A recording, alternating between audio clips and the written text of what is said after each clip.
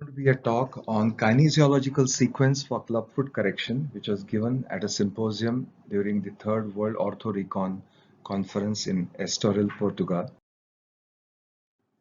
So we use kinesiological correction in older children and adults who have residual clubfoot using fixator. So either neglected or relapsed clubfoot have stiffness of the joints, they have hidden talar dome flattening, and incongruity of subtalar joint surfaces. Essentially, we divide our treatment modalities based on whether the talar dome is spherical or flattened.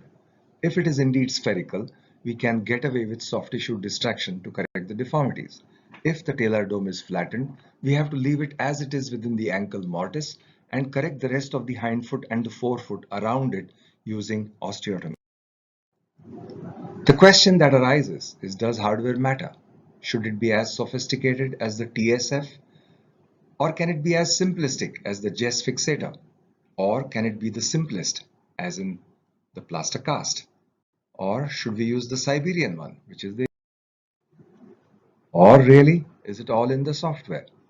That is it all in the... So this is what really matters, is the sequence. And the sequence was given to us by Professor Ignacio Ponseti at the University of Iowa, almost in the early 1950s.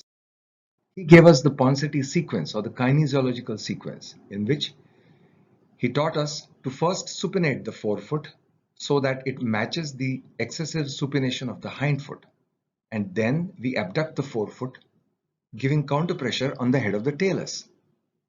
By doing this, we allow the calcaneus to abduct, that is, rotate outwards from underneath the talus, until on an AP X-ray we can see the normal talocalcaneal angle of 20 degrees. But clinically, this manifests as 70 degrees of abduction. And then finally, we correct the equine. So this is an animation which will show how we do it in the adults using the Elizarov fixator. This is abduction of the forefoot. The calcaneus is left free. And then finally, we correct the inversion and the equinus as the need arises. On the lateral view, we can see that we are changing the motor rods which correct the equinus. The same correction modality used in adults with the Elizarov, seen from a different perspective. First, the supination of the forefoot, and seen from the top, the forefoot is abducted, a motor is dropped off of the tibial rings. The calcaneus abducts, and to allow it to do so, the hindfoot is kept free, which is exactly what we do even during plaster casting. We do not touch the hindfoot. Finally, we may correct the inversion separately if need arises, and then the equinus by angling the motor rods so that they are always perpendicular to the lever arm, to the moment arm. The moment arm is the line drawn from the center of rotation of the ankle to the point of application of the force. So we came across this kinesiological sequence in the year 2002, in which we have a specific construct for the supination. We have a talus olive wire from the lateral side for counter pressure.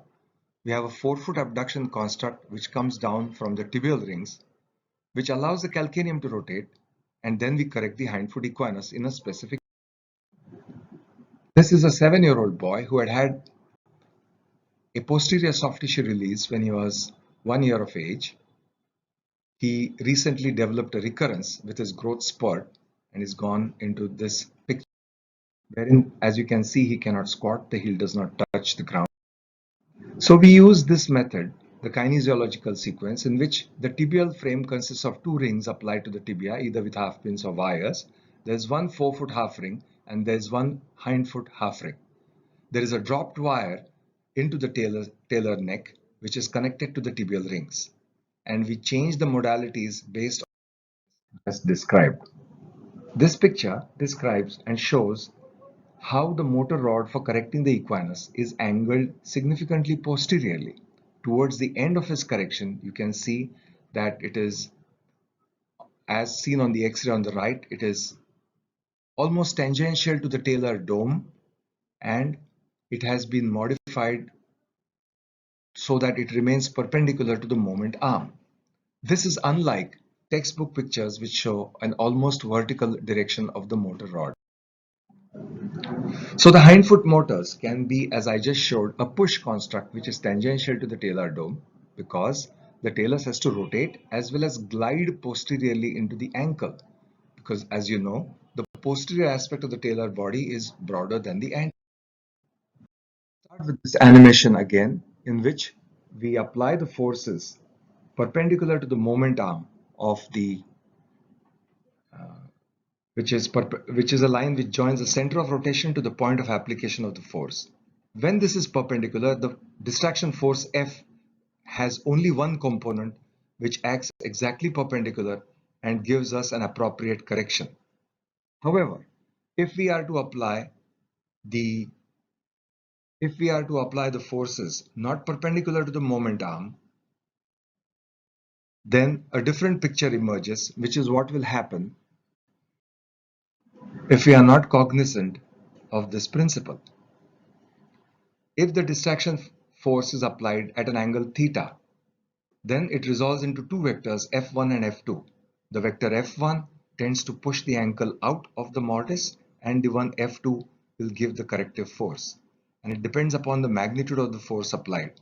Hence, we can end up with either anterior subluxation, over distraction, or crushing ankle articular cartilage. However, when the forces are applied in the right direction, we will end up with a very congruent and well-maintained ankle joint space without any damage to the, as can be seen by the clinical, which also shows us that he is able to squat with the, which shows the true extent of the dorsiflexion, which is now. The same principle can be used in much older children or young adults, like this girl with completely uncorrected clubfoot. On close inspection, the talar dome is, hence we can apply the distraction method. Here is the tibial frame which I have discussed.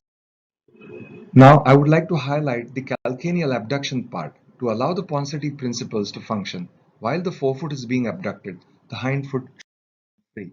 And this close-up will show that the hindfoot ring is not attached to the tibial rings. So as the forefoot abducts, the calcaneus is free to rotate from underneath the talus. That is, it is free to move away from the lateral malleolus and move away and therefore come in its proper relationship to the talus.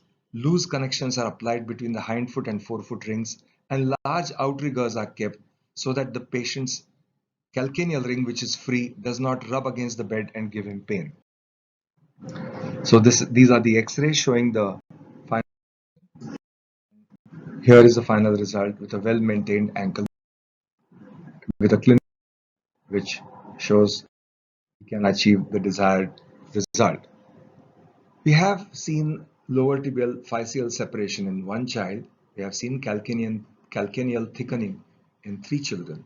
We have had wire cut through and mild recurrence due to faulty bracing. What we haven't seen is subluxation of the ankle, crushing of the cartilage, over distraction, or rocker bottom. In myelomeningocele like this in older children with tougher club feet, we can also use this method to achieve a sequential correction as and to end up with a very good appearance of the foot, well corrected. This is a mother of 4 at the age of 34 years of age, an uncorrected. The same principle in which, in this case, since the leg and the foot are larger, we have used a half ring to fix the olive wire in the talus, but the rest of the principles remain the same. One of the key essential components of our technique, which is the original kinesiological technique, is that we do not take the patient back into the OR. So the calcaneal ring is applied at the very beginning, but not fixed to the tibial connections. And only later on we change the modalities. So we change the modality in the outpatients department several times to allow the changes in the direction of motors without taking back into the operation theater. So here with a correction, the X-ray on the right shows a good amount of dorsiflexion, and this is her clinical as well as the ability to squat, almost squat, which gives her at least 10 flexion. The problems we have faced are hidden talar dome flattening, which can lead to undercorrection of the equinus. So, we all know this very famous puzzle, but we should also realize the clubfoot is also like the famous rule, and unless you use the right sequence, you cannot solve the. These three animations will show what will happen if you first try to abduct instead of supinating, or first try to evert, or first correct the equinus. We will end up in a different and not be able to solve the puzzle. With all thanks to the great Dr. Ponseti, who simplified the method of treatment for club feet through all the ages. Thank you for your attention.